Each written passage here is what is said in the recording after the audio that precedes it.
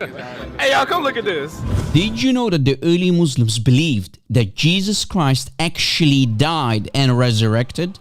I'll prove it with crystal clear evidence from the early Islamic books, so please watch the entire video and pay attention.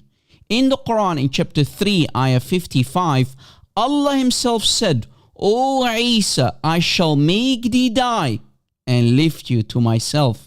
And the word is mutawaffika, which means I made you die. So the Quran itself confirms the death and the resurrection of Christ. The word mutawaffika on itself, without any extra additional words, can only refer to death. On top of that, the famous companion Ibn Abbas, in his explanation for this ayah in Sahih al-Bukhari, explained that the word mutawaffika means mumituka, maut, and maut means death in Arabic. And one of the writers of the Dawah script, Adnan Rashid, raised a challenge and said, if the word maut is used, then there is no further discussion about his death.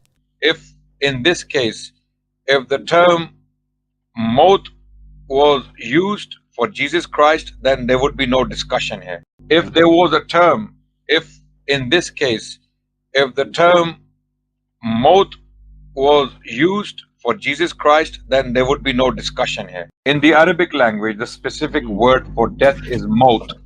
Maut. And of course, Ibn Abbas used the word mumituka, maut. And the early famous classical Sunni scholar Imam al-Razi, in his tafsir, raised a problem and said, Christians, despite their great numbers in the east and west of the earth, and their intense love for Christ and their exaggeration in his affair, reported they saw him killed and crucified. If we, meaning Muslims, deny that, it would be an attack on what has been proven by tawatur, which means mass transmission. And attacking tawatur, mass transmission, requires attacking the prophethood of Muhammad and the prophethood of Jesus, and even their existence and the existence of all the other prophets. So all of that is worthless. So Imam al-Razi explains, if you as a Muslim deny and attack the crucifixion and the resurrection of Christ, you have attacked the prophethood of Muhammad and the prophethood of Jesus and even their existence. And on top of all that, the existence of all the other prophets. So all of that is worthless. And Imam Malik, the Mufti of Medina and founding father of the Maliki Sunni school or madhab, believed that Jesus died when he was 33 years old. And on the same page we read again that Ibn Abbas said, Inni mumituka maut, I shall make thee die. And Wahab bin Munabbah said, Tawaffahu Allah bil maut 3 ساعات ورفعه فيها ثم أحياه الله بعد ذلك وفي بعض الكتب 7 ساعات. Allah caused him to die. Again, the word maut is used for 3 hours, and then he raised him up, and Allah resurrected him back to life after that. And in some books, after 7 hours. And in the tafsir of Al-Qurtubi, for chapter 46, ayah 35, we read that some of these prophets were crucified on wood until they died. Now, which prophet in the history of all the prophets was crucified and killed but Jesus Christ? Of course, no one else but the Messiah, Jesus Christ, was crucified. So why would anyone want to become a Muslim if the early Muslims believed that Jesus died?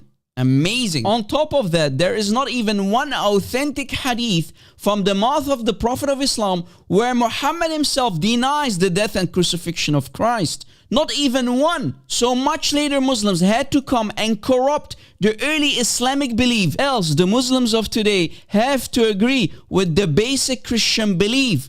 Jesus died on the cross and resurrected on the 3rd day. Now you might ask, when and by who was this early Muslim belief corrupted or changed? Who exactly changed this early Muslim belief? Well, we find an interesting tiny little shift much later on in history. 400 years later, after the death of the Prophet of Islam, in the 11th century, a historian by the name of Ibn Hazm al-Andalusi, better known as Ibn Hazm, in his famous work called Al-Muhalla, Volume 1 on page 23, we can read that Ibn Hazm said that when Jesus spoke to Allah in chapter 5 of the Quran, ayah 117, Jesus said, "When you, Allah, caused me, Jesus, to die."